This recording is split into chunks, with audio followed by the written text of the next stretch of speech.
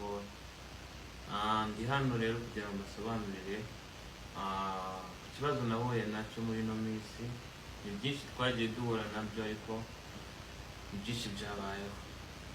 So njyewe rero nagize ibibazo, igitekerezo cyo gushaka umugore, mpura n'umukobwa turaganira, mubwira yuko nifuza yuko yazambera umugore. Arambwira ati nanjye nakubera wambera umugabo. So ikintu cyabayeho ni amakosa, ariko nanone njye numvaga atari amakosa kuko numvaga ni umuntu mukuru, nanjye ndi umuntu mukuru, ntabwo nazana umugore ntashoboye inshingano z'urugo, ntabwo nazana umugore ntashoboye kubaka urugo. Ariko ikintu cyabayeho, umugore yaje mu buzima bwanjye, anteranya n'inshuti, anteranya n'abavandimwe mu buryo ntabasha gusobanura, mvuge ngo yarambwiye ngo nguriya, ariko yankoreraga utuntu, namwe murabizi muri abantu bakuru, ku buryo ancomekanya n'abantu. Ibazeho umuntu ageraho akwangisha ababyeyi. Ibyo twarabirenze, ndavuga ati okay, niba udashaka ababyeyi mu rugo iwacu, n'ubundi ababyeyi ntabwo aribo banyubakira, ninjya mbakumbura nzajya kubasura, si ngombwa ko bazana. Muzi ibintu byose byabayeho, twagize gutya duhura n'ikibazo, video ijya hanze yacu, cyo turi mu gikorwa cy'abantu bakuru, ariko mu by'ukuri iyo video yabaye intandaro y'ibintu byose. Umugore ntabwo yongeye kunyumva, umugore ntabwo yongeye kunyubaha, mbese video yayigize icyitwazo n'ikikango cyo kumbwira uko nitwara kose, umaze kwiyereka nukora ikintu icyo ari cyo cyose nzagufungisha. So nagerageje uko nshoboye, shaka inshuti, mfite manager wanjye witwa James, aba muri Amerika, yari amaze iminsi aba mu Rwanda. Mpamagara James, mpamagara mu rugo, turaza twiga ku bibazo bya hano. Ndababwira ati rero ikintu cyiza gitera akaduruvayo mu rugo rwa hano si uko turwana cyane, ahubwo tuba turi kuganira ku bintu runaka tutari kumvikana, umugore akavugira hejuru nk'aho ari gutabaza. Ntamubwira nti ariko kuki cyo kuvugira hejuru, wajya uvuga gake niba ushaka ko dukemura ibibazo, ukareka kuvugira hejuru. Ibyo byose twarabirenze. Noneho tuza kwiha umwanzuro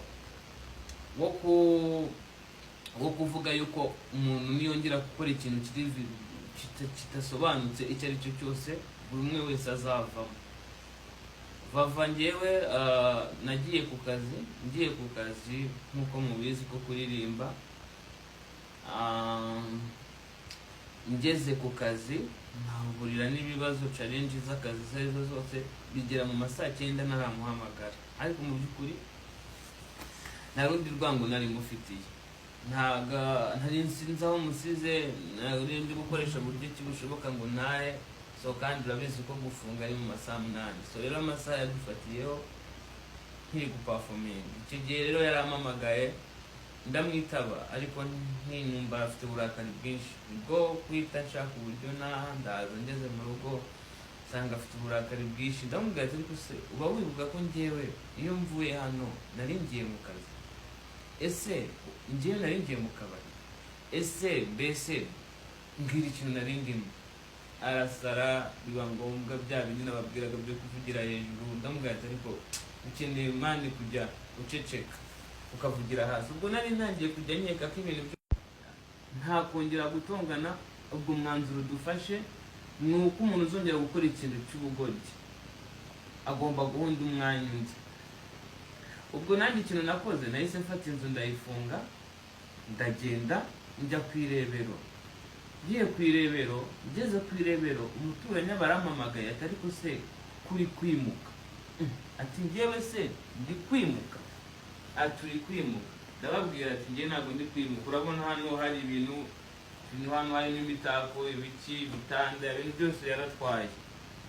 Ndangije numva nimva nkamusanga ahantu, ibyo bintu yatwaye, ibyo bintu biri kuba ku kanya turaza kurwana, kandi niturwana amategeko arabizamo, sange ni njyewe uri kubiryoza. Ikintu nakoze, nahise ngendera uko, nahise ngenda. Iri joro nibwo ikintu cyangaruye, nibwo nahamagawe na RIB, narindi higiriya Bukavu. ubwo umuyobozi kuri ribo wanyandikiye ati turi gushaka umugore wawe yarakureze, ndavuga ati ariko uyu muntu aranshaka iki? Ntibi bintu tubayeho, hari n'ibindi ntavuga kuko sindi hano kumurega cyangwa kumushinja, ariko n'umuntu wambaniye bitari byiza pe, mu buryo ntabwo yambereye umugore mwiza. Njyewe Vava kigera mu buzima bwanjye bwahise bumera nk'akayunguruzo katobaguritse. Buri kintu cyanjye cyose cyahise kijya ku gasozi. Ubwambure bwanjye, amabanga, uburyo nkoramo ibintu, nkagenda ngasanga inshuti zanjye zifite amakuru ntazi, kumbi ariko sinicinga. So icyo kintu cyo kujya kundega rero, yakubise agatoki ku kandi ati uya mpano ubuzima bwe ngomba kuburangiza. Sibyo nibyo, ubu mu mwaka umwe Vava mu mwaka umwe yakuyemo inda 3.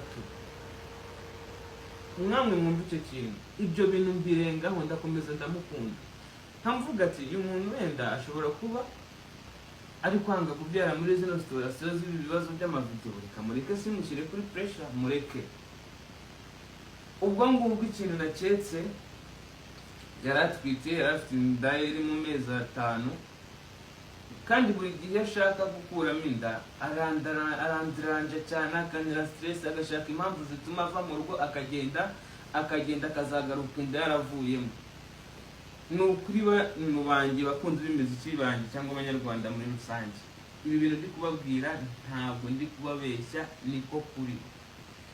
Hari n'abantu bamuzi nk'ubu ntihabura umuntu uzivava ari kwita understanding ibintu ndi kuvuga. So ikintu nababwira, nimwumva ngo nafunzwe cyangwa nagize ute, ntimugire ubwoba, ndahari kandi ndahari. Niyo banjyana, icyo nzi cyo nuko Uwiteka abereyeho guca imanza abana b'abantu niyo batabishobora cyangwa babera cyangwa batabera.